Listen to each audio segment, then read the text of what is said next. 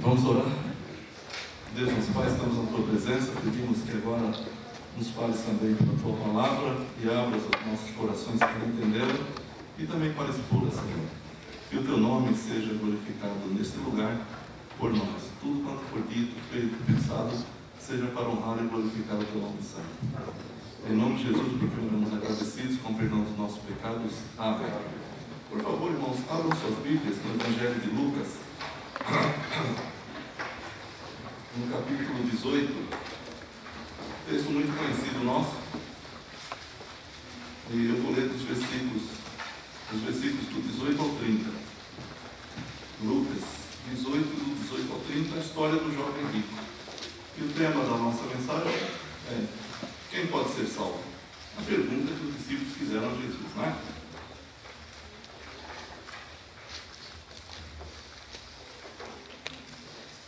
Todos encontraram? Lucas 18, do 18 ao 30 diz: E um homem, portanto, perguntou-lhe: Bom mestre, que devo fazer para herdar a vida eterna? Jesus lhe respondeu: Por que me chamas bom? Ninguém é bom a não ser um, que é Deus. Sabes os mandamentos? Não adulterarás, não matarás, não furtarás, não darás falso testemunho, honra teu pai e tua mãe. O homem disse: Tenho observado a todas essas coisas desde a minha juventude. Quando ouviu isso, Jesus lhe disse: Ainda te falta uma coisa. Vende tudo quanto tens, reparte com os pobres e terás o tesouro no céu. Depois, vem e segue-me. Mas, ouvindo isso, ele ficou muito triste, porque era muito rico. Então, vendo-o assim, Jesus disse: Como é difícil para os que têm riquezas entrar no reino de Deus. Pois é mais fácil um camelo passar pelo fundo de uma agulha do que um rico entrar no reino de Deus. Então os que ouviram isso perguntaram: Quem então pode ser salvo? E ele lhes respondeu: As coisas impossíveis aos homens são possíveis a Deus. Amém? Os irmãos podem ensinar. Esse texto é muito conhecido. Possivelmente eu já devo ter pregado nele alguma outra vez. Inclusive, quando eu cheguei aqui, eu estava conversando com o Jefferson e com o Juarez, e o Jefferson perguntou para mim: Pastor, você vai pregar sobre o quê? Eu falei: sobre o jovem rico. Então o Juarez falou: Então eu vou embora porque eu já ouvi essa mensagem. Mas eu quero dizer a todos que a palavra de Deus é sempre nova e sempre nos ensina. Na verdade, em toda a Bíblia, existem textos sobre os quais a grande maioria de nós pregadores nunca se referiu a ele. Em contrapartida, existem outros que todos os pregadores falam sobre ele, e esse é um dos textos que todos os pregadores que eu conheço, desde a minha mais tenra idade, e a minha tenra idade faz tempo que aconteceu, eu ouço esta mensagem, eu ouço esse texto e pregações sobre esse texto. Eu queria também compartilhar hoje com os irmãos sobre esse texto da palavra de Deus. A história, vocês ouviram e vocês conhecem de cor. Na escola dominical, todas as crianças aprendem. Esse é um dos textos que as professoras de escola dominical ensinam às crianças, né? Toda criança filha de crente, ou não filha de crente, mas que frequenta a escola bíblica dominical, conhece esse texto e outros que tais, né? É a história do jovem rico, que foi a Jesus, e né, é a história que nós ouvimos aqui. Então eu peço que Deus nos ilumine as mentes, os corações, e que nós possamos extrair verdades eternas contidas neste ensinamento de Jesus, porque Jesus aqui ensinou. E gostaria que todos nós, iluminados pelo Santo Espírito de Deus, entendêssemos o que Deus nos fala e aplicássemos às nossas próprias vidas.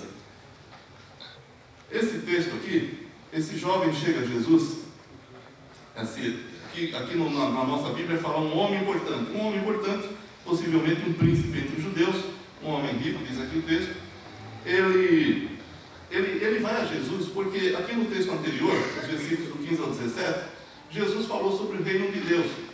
E essa ideia de reino de Deus, salvação eterna, vida eterna, era um conceito muito comum entre os judeus. Eles falavam disso, eles pensavam nisso o tempo inteiro. Então, quando aqui nos versículos 15 a 17, diz que as pessoas traziam crianças de colo para que Jesus as abençoasse. Mas, ao verem isso, os discípulos os repreendiam. E Jesus, porém, chamando-os para si, disse: Deixai que as crianças venham a mim, e não as impeçais, porque o reino de Deus é dos que são como estas. Em verdade vos digo que quem não receber o reino de Deus como uma criança, de modo algum entrará nele. Quando esse jovem ouviu falar do reino de Deus, então ele aproximou-se de Jesus e veio conversar com Jesus. Eu estava dizendo que essa ideia de reino de Deus, vida eterna, era um conceito muito comum entre os judeus. Quando João Batista começou o seu ministério, a mensagem dele foi igual: arrependei-vos porque é chegado, ou porque o reino de Deus está próximo. Era isso que ele dizia, né? Arrependei-vos porque o reino de Deus está próximo. E quando Jesus iniciou o seu ministério, então ele confirma as palavras de João dizendo: arrependei-vos porque o reino de Deus chegou. Então essa ideia de reino de Deus entre os judeus era muito corrente.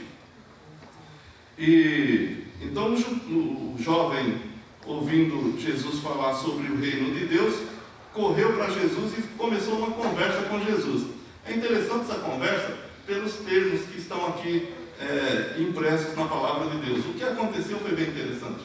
O jovem chega para Jesus e fala: bom mestre, o que devo fazer para herdar a vida eterna? Você sabe que a ideia de meritocracia é uma coisa muito comum a todas as religiões e filosofias. Se você pode pegar qualquer religião, a ideia de mérito, que a pessoa tem que fazer alguma coisa para herdar o reino de Deus, é muito presente em todas as religiões. Não é? Todo mundo sabe disso, todo mundo já ouviu isso alguma vez. E, não é verdade? O que eu vou fazer? Se eu fizer tal coisa, Deus se agrada. Se eu fizer aquela outra, Deus não se agrada. Então essa ideia de que o que eu devo fazer para herdar a vida eterna foi o que o jovem perguntou. Vejam que essa ideia não é nova, é antiga. Desde a antiguidade, as pessoas queriam saber se poderiam fazer alguma coisa para obter o reino de Deus, ou para entrar no reino de Deus, ou para obter a vida eterna, ou para obter a salvação. E essa ideia vai pelos séculos, e até hoje.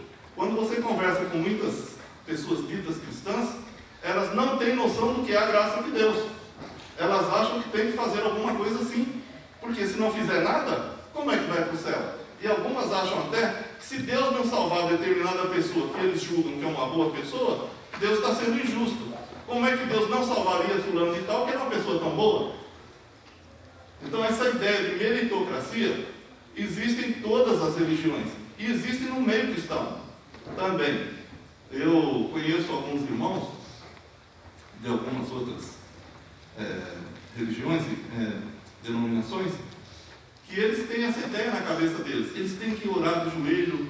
Assim, não é que é errado orar de joelho, mas eles têm que orar de joelho, porque se não orar de joelho, se não tiver ali com o joelho no chão, no frio principalmente, de preferência sobre milhos, Deus não vai ouvir.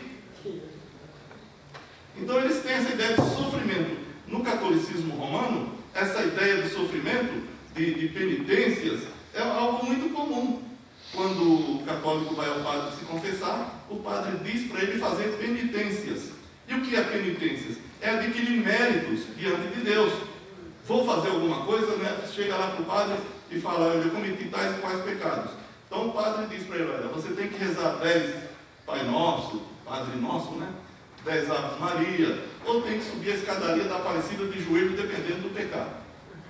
Então essa ideia de fazer alguma coisa sempre esteve presente em todas as religiões. E quando essa pessoa vai a Jesus Cristo, ele vai e ele não pergunta a Jesus qual é o pensamento de Jesus sobre isso. Ele simplesmente chega e pergunta: bom mestre, o que devo fazer para herdar a vida eterna? Quando eu vejo essa frase na boca desse jovem, eu fico pensando que ele estava dizendo assim: se é que me falta alguma coisa ainda, né? Eu sou perfeito, eu sou o cara, eu fiz. Se você se puser diante de Deus, eu vou fazer uma pergunta que muitos evangélicos fazem: o que você teria para apresentar diante de Deus?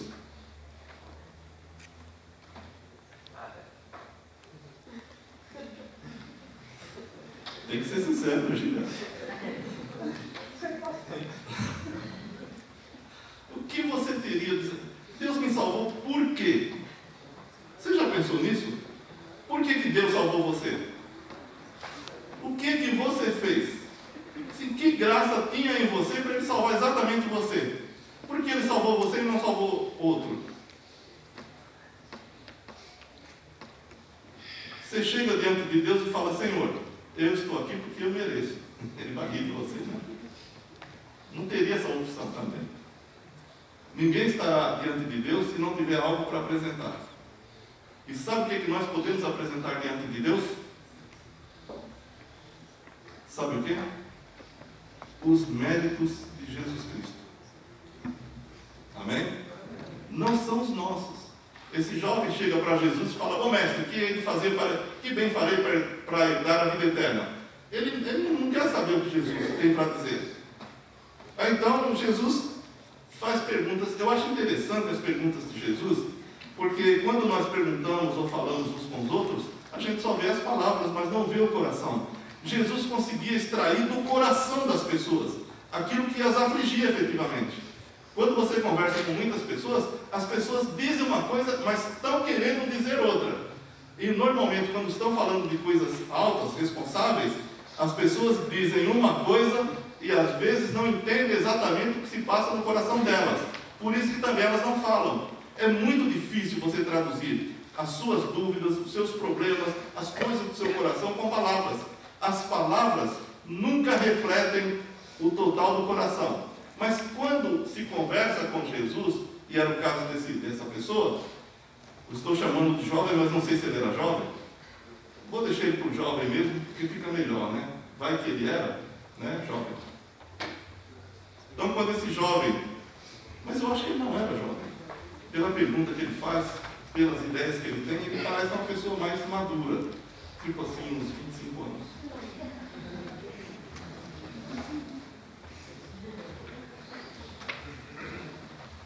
E então ele chega para Jesus e faz essa pergunta para Jesus. Aí Jesus então vai extrair dele assim, o que ele quer dizer. O que é que tem no coração dele? Jesus era mestre nisso. Quando Jesus conversou com Nicodemos, no capítulo 3 de João, na verdade, Nicodemos conversou com Jesus, e Nicodemos também chega com uma certa bajulação para Jesus, como esse jovem chegou. E diz assim para Jesus: mestre, sabemos que és de Deus, porque ninguém pode fazer esses sinais que tu fazes, se Deus não for com ele. Jesus olhou para Nicodemos e falou: é necessário você nascer de novo. E Nicodemos ficou completamente extasiado, assim: como assim? Eu vou voltar ao ventre da minha mãe? Então, Jesus, como ninguém, ele extrai de nós a verdade do íntimo do nosso coração. Os salmos dizem isso, que Deus procura a verdade do íntimo dos nossos corações. Quando Jesus conversou com a mulher samaritana, no capítulo 4 também, de João, aquela mulher chega para Jesus e Jesus então entabula uma conversa com ela. E essa mulher, se você prestar atenção, ela é muito inteligente. Ela vai desviando a conversa o tempo inteiro para não chegar no coração dela. Ela fala do templo de Samaria, ela fala do Messias que viria, ela fala o que o Messias vai dizer. Quando Jesus começa a direcionar a conversa para ela, ela sai fora e outra. De repente Jesus olha para ela e fala para ela assim: chama o seu marido e vem aqui. Aí ela falou: eita. Aí pesou, né? Aí ela falou assim: olha, tem 5? 5? Ou 4? Não importa se é 4 ou 5, era muito, né? E o que eu tenho agora não é meu. A mulher era terrível, né? Olha só o que estava no coração dessa mulher. E Jesus fez ela falar isso. E a partir dessa fala dela, então Jesus salva a mulher. Esse jovem é a mesma coisa. Ele chega diante de Jesus e fala: ô mestre, que bem farei para herdar a vida eterna? Aí então Jesus faz a pergunta básica: por que você me chama de bom? Qual o seu objetivo com isso? Essa não é uma saudação própria dos judeus. O judeu teria chegado simplesmente para Jesus e falado para ele: rabi, né, que é mestre, e dizia o que queria. E o jovem chega: bom mestre, que bem farei para herdar a vida eterna. Esse bom mestre, na boca desse jovem judeu, parece uma certa bajulação. Você já bajulou alguém? Já foi bajulado por alguém? É chato, né? Você sabe que não é verdade, né? A pessoa está dizendo ali, né, que você é demais, você é o cara, e você sabe que ela não está falando a verdade. É muito chato ver essas coisas. Bajulação é um negócio ruim. Então eu dou um conselho aqui a todos nós nessa noite: nunca bajulemos ninguém. Sejamos sinceros, honestos, educados, Não precisa você chegar falando, eu só falo a verdade e falo um monte de besteira, né? Que temos isso também, né? Eu só falo a verdade. E quando você fala as suas verdades, na verdade não passa de um monte de besteiras. Tudo anticristão. Então, sem bajulações. Esse jovem chega para Jesus e quer bajulá-lo. Bom mestre, que bem farei para lhe dar a vida eterna. Esse bom na boca dele soa meio hipócrita, porque não era uma saudação comum de judeu. E outra coisa também é que os rabinos ensinavam, e Jesus repete isso no texto, até para o jovem entender. Jesus diz, por que você me chama de bom, se só há um bom que é Deus? O ensino rabínico em Israel ensinava isso. Só existe um que é bom, que é Deus. Ninguém é bom, só Deus. E o jovem chega e chama Jesus de bom. Então Jesus pergunta, por que você me chama de bom? Essa saudação não é própria de um judeu. Parece que você está me bajulando. E outra coisa, você tem consciência do que você está dizendo? Você sabe que eu sou Deus? Você está me chamando de Deus? É isso que Jesus está dizendo para ele. E se você me chama de Deus, você tem consciência do que você está dizendo? Estava dizendo antes que quando nós nos aproximamos de Jesus, a luz dele irradia de uma forma tal nas nossas vidas que não há como nós mentirmos diante dele. Nosso coração fica completamente desnudado diante do Senhor Jesus Cristo. Lá no Evangelho de João diz que ele é luz e nele não há trevas nenhuma. Quando nós nos aproximamos dele, o nosso coração é iluminado pela luz do seu Santo Espírito. E se você efetivamente estiver orando ou meditando na palavra com sinceridade, Deus vai se revelar a você de uma forma muito especial. E você vai se sentir muito mal. Porque você vai se reconhecer pecador diante dele. Você vai saber que você não tem mérito nenhum. Que você não é um ser especial coisa nenhuma. Que você é apenas um ser carente da glória de Deus e da graça de Deus e da misericórdia de Deus e nada mais. E que quando Deus olha para você e para mim e para todos nós seres humanos, não importa quão bom a gente imagine ser, ele só vai ver uma coisa. Aquilo que o profeta Isaías disse no capítulo 64, versículo 6 do seu livro. As nossas justiças são como trapos da imundícia. Todas as nossas culpas, como um vento, nos arrebatam. E nós caímos como folhas. É só isso que tem no nosso coração diante de Deus. Eu gosto de um corinho que o pessoal canta aqui. Se tu olhares, Senhor, para dentro de mim, nada encontrarás de bom. Eu tinha um certo preconceito contra esse corinho, porque eu imaginava, dentro do coração de um crente tem que ter coisa boa. Do crente tem. Mas é que a pessoa que escreveu o hino, ele está falando de duas condições. O indivíduo sem Cristo e o indivíduo com Cristo depois. Sem Cristo não tem nada de bom. Não é que você seja uma pessoa má, que você vai fazer o mal para os outros. Não é isso. Existem muitas pessoas boas que não são crentes. Nós não podemos confundir uma pessoa boa com uma pessoa salva. Uma pessoa boa, tem pessoas boas, tem muitas pessoas boas, tanto crentes quanto não crentes. Tem muitos espíritas que fazem o bem a todas as pessoas. Tem muitas outras religiões que fazem o bem. Tem pessoas que são ateias e também fazem o bem. Mas o bem que elas fazem não é necessário, ou não é assim, algo que a leve diante de Deus e a torne herdeira do reino de Deus o salva. Não, é necessário a Jesus Cristo. Só Jesus salva e mais ninguém. Quando esse jovem diz, bom mestre, que bem falei para ele dar a vida eterna, Jesus chama a atenção dele para saber se ele sabe o que está dizendo.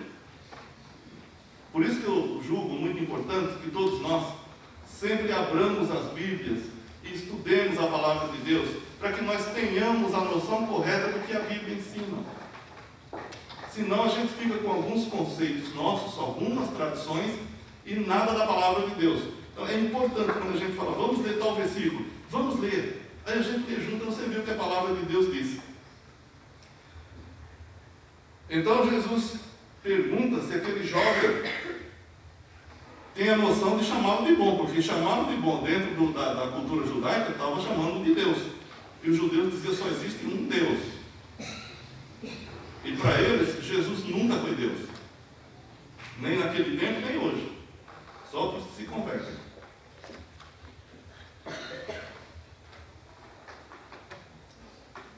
Aí Jesus continua conversando com ele. E Jesus faz uma pergunta muito simples para ele.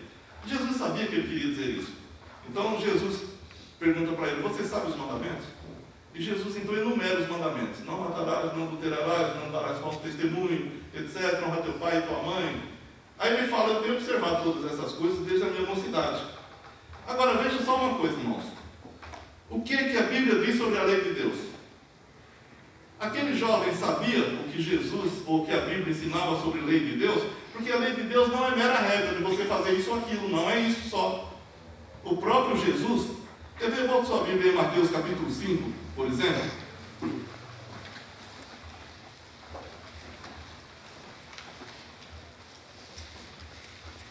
Versículos do 20 ao 22. 21 e 22. A lei diz: não matarás, certo? Então, o que é matar? Matar é tirar a vida de uma pessoa. Cometer um assassinato, um homicídio. Você chega com a arma, mata a pessoa.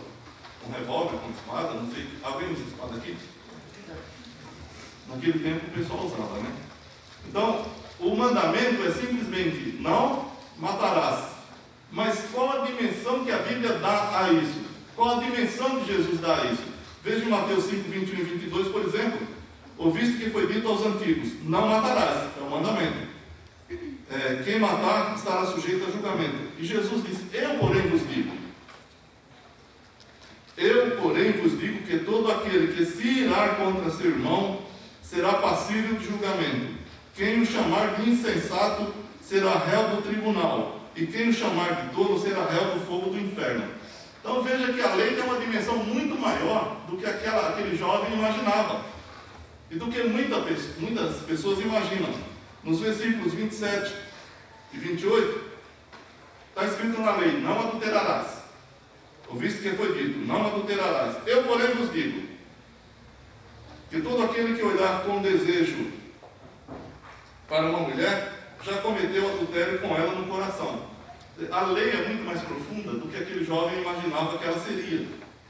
E ele não tinha dimensões disso. Quando Jesus disse: você sabe os mandamentos? Eu tenho observado desde a minha mocidade. Dessa forma?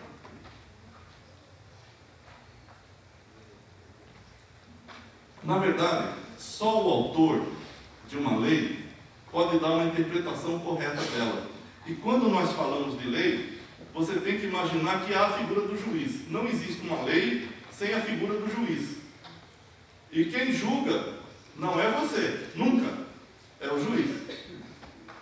Se nós fôssemos juízes de nós mesmos, nós nos absolveríamos de todos os pecados, de todos os erros, de todos os fracassos.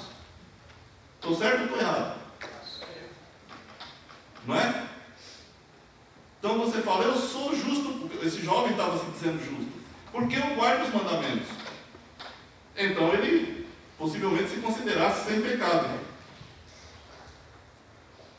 Você sabe que não existe nada mais desatinado do que o ser humano tentar fazer a sua própria religião e traçar os seus próprios caminhos na tentativa de chegar a Deus ou de agradá-lo. É necessário que se busque na palavra de Deus como se agradar a Deus. Deus revelou a Bíblia e Deus a interpreta pela própria Bíblia.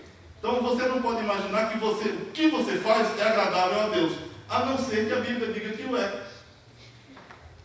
Você não pode imaginar: eu cumpro a lei. A Bíblia diz: espera aí, você cumpre mesmo? Então dá a dimensão dela.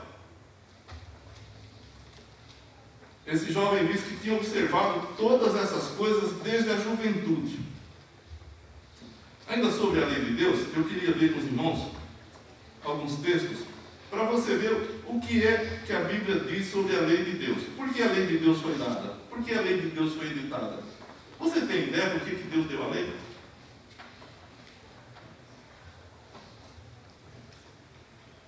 Abra aí comigo em 1 Timóteo, capítulo 1, versículos do 8 ao 11. Em primeiro lugar, a lei de Deus é dada para coibir a criminalidade e possibilitar uma vida adequada entre as pessoas. Então, 1 Timóteo 1, do 8 ao 11, diz assim, Paulo dizendo: sabemos, porém, que a lei é boa desde que usada de forma legítima, reconhecendo que a lei não é feita para o justo. Olha só, a lei não é feita para o justo, mas para quem?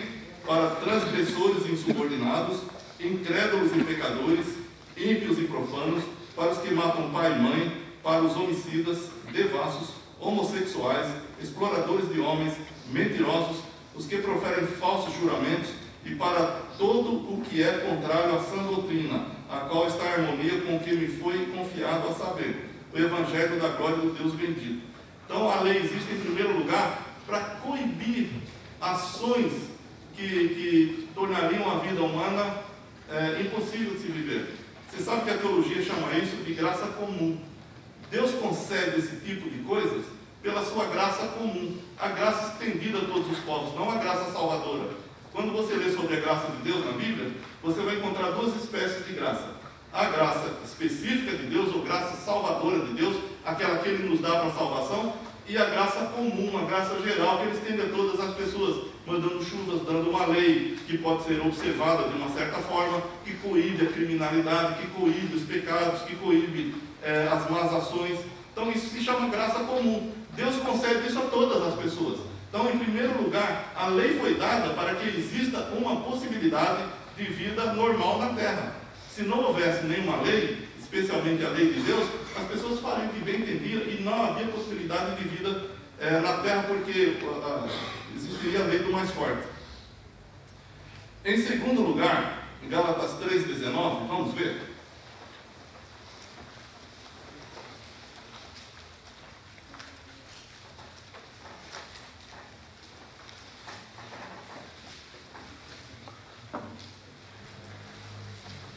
Diz aqui, 3,19 de Gálatas.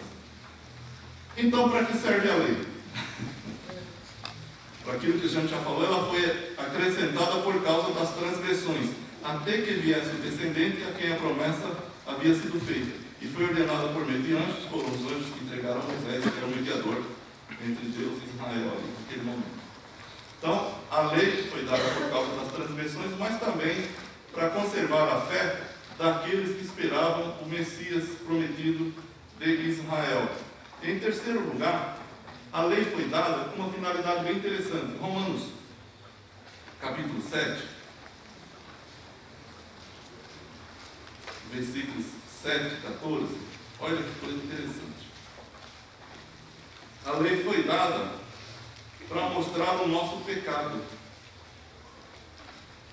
Romanos 7, e depois o 14 eu vou ler. Que diremos?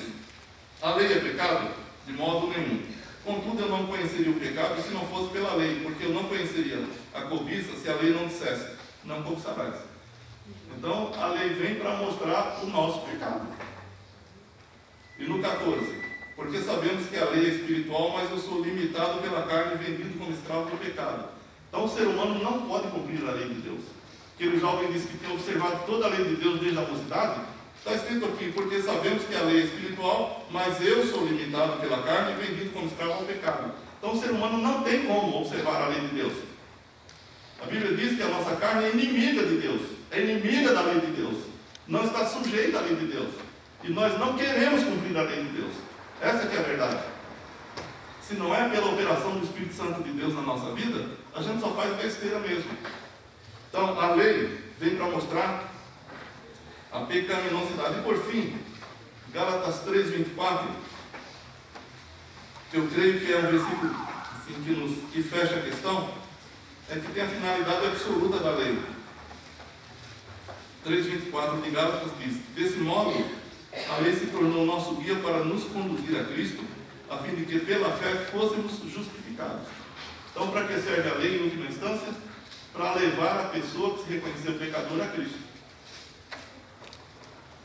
Aquele jovem, ele estava querendo se justificar pela prática da própria lei, como se a lei fosse um meio de salvação. Só Jesus Cristo salva.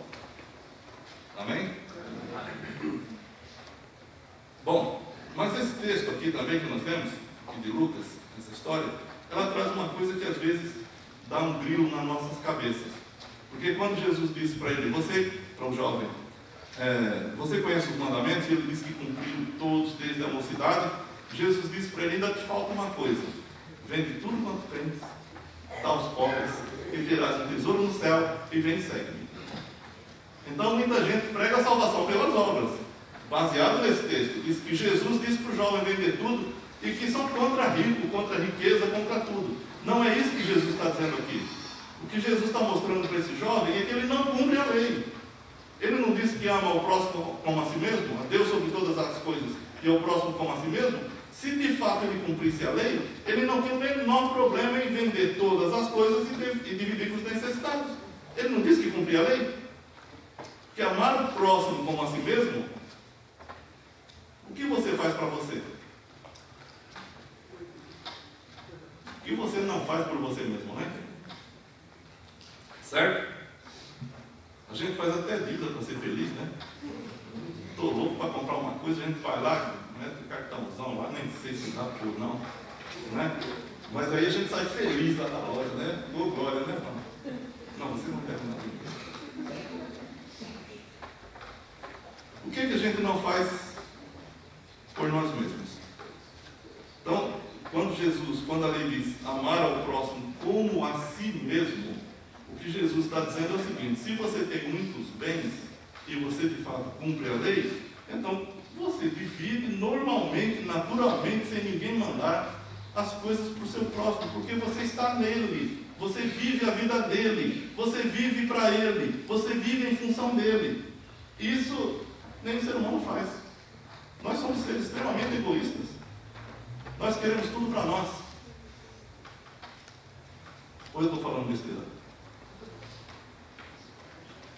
E o grande problema é que isso acontece no meio cristão. Se fosse no meio dos ímpios, normalmente quando a gente prega esse tipo de coisa, a gente imagina os ímpios. Os ímpios fazem isso. Aí você vê no meio do cristão pessoas necessitadas e pessoas com muito dinheiro. E as pessoas com muito dinheiro normalmente dizem: eu não vou ajudar porque eu tenho que ensinar a pescar para a pessoa não ficar habituada a pegar coisas. Já ouviram isso? Não é? Isso é uma desculpa para não abençoar o outro, para não comunicar com o outro na sua necessidade. Jesus disse: dá a quem te pedir, e não te desvies daquilo que te pede emprestado. Você ama ao próximo como a si mesmo? O seu próximo tem um cobertor igual a você num dia desse frio que está acontecendo hoje? Você ama o próximo como você mesmo? Você põe o seu próximo no seu carrão e dá uma carona para ele? Você passa no farol e tem aqueles próximos nossos com medo de chegar perto de nós. Eu fico com muita pena daqueles que chegam assim de longe, aí eles olham para nós e fazem assim, para mostrar que não tem armas, porque eles ficam com medo de chegar perto de nós, a gente possa estar armado e dar um tiro neles. Não é verdade? Esse jovem disse: eu amo o próximo como a mim mesmo. Mas ele não se preocupa nem um pouco com o próximo. O próximo está triste, ele não tem uma palavra amiga. O próximo está aflito, ele não vai lá dar uma palavra de consolo para a pessoa. Sabe, irmãos, a gente se fecha no nosso próprio mundinho e a gente acha que é um grande cristão. Esse jovem era sincero. Ele era sincero como nós somos sinceros. Mas Jesus tratou com ele. Jesus falou com ele. E Jesus está falando conosco aqui. Os jovens estão com uma campanha aí de levar cobertores e roupas. Isso aí é da cabeça deles mesmo, viu? Eles sentiram a necessidade dessa gente aí. E o que nós temos que fazer? Vamos ajudar. Amém ou não? Tem um montão de roupa na sua casa que você nem usa, fica só olhando para ela no guarda-roupa, tomando espaço, você reclamando: não tem mais espaço no meu guarda-roupa. Seleciona coisinhas lá, entrega para os jovens que eles vão entregar, por isso que eles vão entregar para essas pessoas aí. Eles vão ganhar salvação por causa disso? Não. Eles são salvos, por isso vão fazer isso. E se eles não fossem salvos de Jesus Cristo e fizessem isso, iam ganhar a salvação? Não. Não é o caminho. O caminho para a salvação só é um: Jesus Cristo. E disso ninguém pode escapar.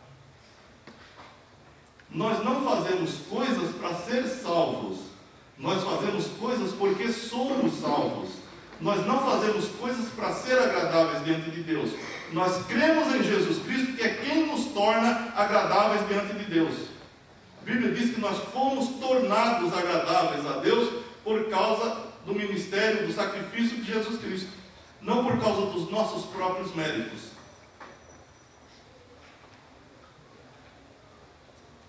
Vende tudo quanto tem. Jesus não estava mandando esse jovem, na verdade, vender nada. Ele só mostrou para o jovem que ele não cumpria a lei. Leia para mim, por favor, Romanos 8:7.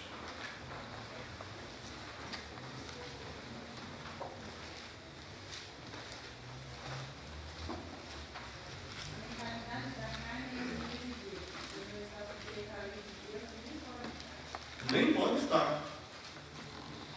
Viu o final do versículo? A mentalidade da carne é inimiga de Deus, pois não está sujeita à lei de Deus e não pode estar. Essa ideia de não pode estar é que não pode mesmo, não tem como. Ou o Espírito Santo habita em nós e nós somos capacitados por Ele para cumprir a lei de Deus, ou nós nunca cumpriremos. Esse jovem imaginava que cumpria. Ele era um bom religioso, mas não tinha encontrado a salvação. Então, quando Jesus disse para ele: vai, vende tudo quanto você tem, dá aos pobres, e terás um tesouro no céu, e vem e segue-me. Ele foi embora triste. Disse porque era rico. Mas o problema dele não é a riqueza em si. Aí então Jesus diz uma frase que vai deixar os discípulos completamente estupefatos. Jesus disse: quão dificilmente os que têm riqueza entrarão no reino de Deus. Os discípulos olharam para Jesus e falaram: mas então quem pode se salvar? Vocês conseguem relacionar uma coisa com a outra? Por que os discípulos disseram isso? Porque na mentalidade judaica, quando o indivíduo era rico, ele era tido como eleito de Deus. Deus só abençoava os seus eleitos com riqueza, e a mais ninguém. Então, se uma pessoa era rica, na mentalidade daqueles judeus, ela tinha salvação, ela tinha vida eterna, ela ia entrar no reino de Deus. Então, quando Jesus disse: quão dificilmente entrarão os ricos no reino de Deus, aí os discípulos ficaram admirados e perguntaram: então quem pode salvar-se? Se nem os ricos, que são eleitos de Deus, podem se salvar, quem pode então? Os pobres. Eles consideravam os pobres malditos e os ricos benditos. A mentalidade era essa. Então, quando Jesus disse que os que têm riquezas não são difíceis de entrar no reino de Deus, aí eles ficam admirados. E Jesus ainda usa uma frase para dizer: olha, é mais fácil um camelo passar pelo fundo de uma agulha do que um rico entrar no reino dos céus. Então tem muita gente que pega esse versículo e fica se debatendo sobre o que é o fundo dessa agulha que um camelo passaria. Aí disseram que tem uma porta em Jerusalém que um camelo só passava descarregado. Assim, é tudo besteira. O que Jesus está usando é uma figura de linguagem para dizer que é impossível. Assim como um camelo não passa no fundo de uma agulha, passa. Um rico, ou aqueles que têm amor e riqueza, também tem dificuldade de entrar no reino de Deus, porque eles estão tão apegados às coisas materiais que eles não querem mesmo saber das coisas espirituais. Mas o que Jesus diz não é para você se desfazer de todas as suas coisas, não é isso que ele está ensinando. O que ele está ensinando é que ninguém cumpre a lei de Deus, a não ser que seja salvo por ele. Quando os discípulos perguntam: então quem pode salvar-se? Eu vou dizer para você quem pode salvar-se, usando um versículo bíblico. Quando Paulo e Silas estavam presos em Filipos, e eles cantavam no cárcere à meia-noite, ao contrário de um montão de gente que, quando tem qualquer problema, maldiz. Os dois tinham apanhado, estavam com sérios problemas com a justiça, e quando chega perto da meia-noite, os dois estão cantando, todos felizes, tudo machucado, foram humilhados durante o dia, e à noite estavam cantando louvores a Deus. Aí Deus mandou um terremoto, porque Deus habita no meio dos louvores. O cárcere se moveu, as portas se abriram, e o carcereiro, todo trêmulo, entrou no cárcere, querendo se matar, porque se os presos tivessem fugido, ele seria morto e execrado publicamente. E Paulo disse: não te faças nem mal, porque todos estamos aqui. E eles perguntaram: senhores, Paulo e Silas, que farei para me salvar? E o que Paulo disse? Crer no Senhor. Vamos todos falar juntos? Crer no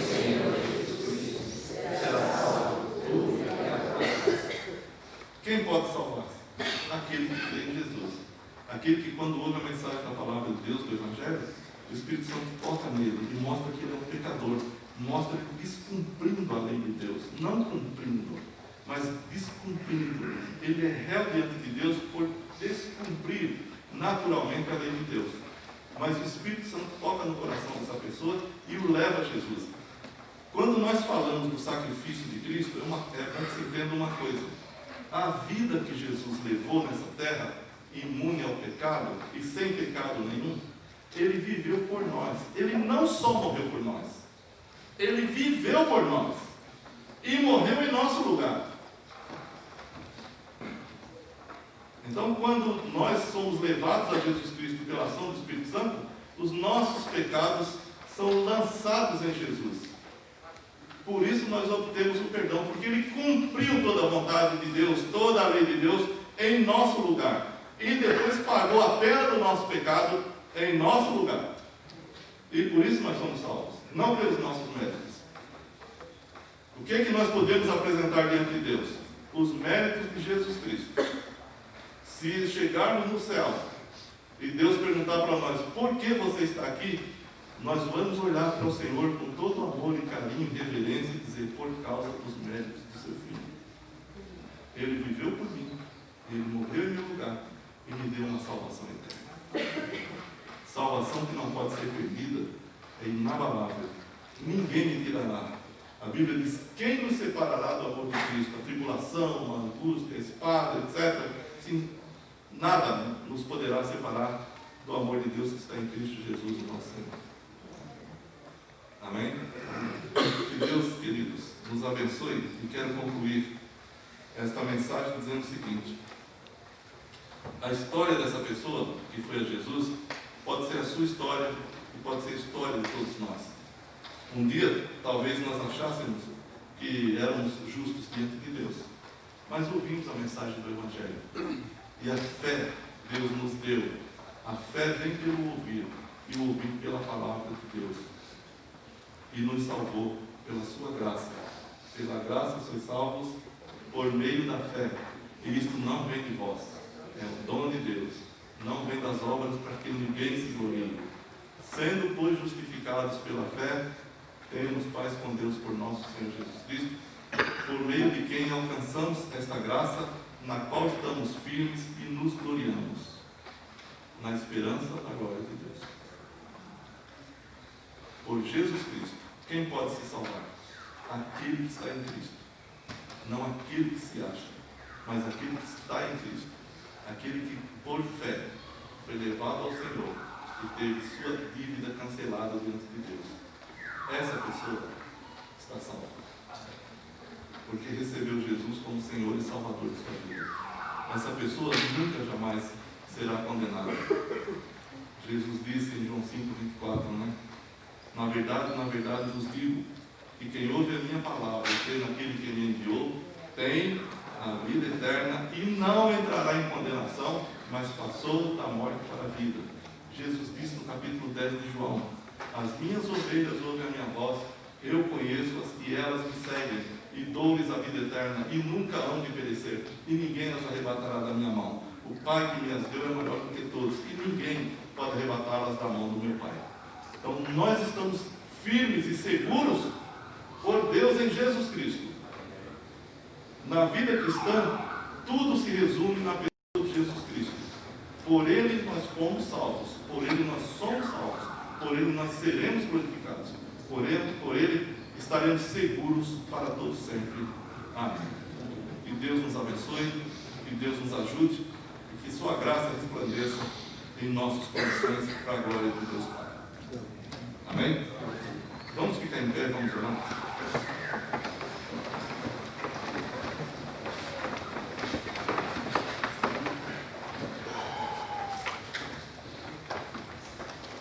Senhor nosso Deus, nosso Pai, te agradecemos por esses momentos aqui reunidos, estudando a Tua Palavra, Senhor, que de fato a Tua Palavra possa fazer morada em nossos corações, e nós como crentes em Ti, servos Teus, possamos fazer com que a Tua graça de fato resplandeça nas nossas vidas. Que todos nós tenhamos um coração muito grato, Senhor. para entendermos e sabermos diante de Ti que foi pela Tua graça, pela Tua misericórdia, pelo Teu propósito que nos salvaste em Cristo Jesus. E nele estamos firmes e seguros para todo sempre. Por isso nós louvamos o Teu nome e Te agradecemos em nome desse santo nome, Jesus Cristo, nosso Senhor. Amém.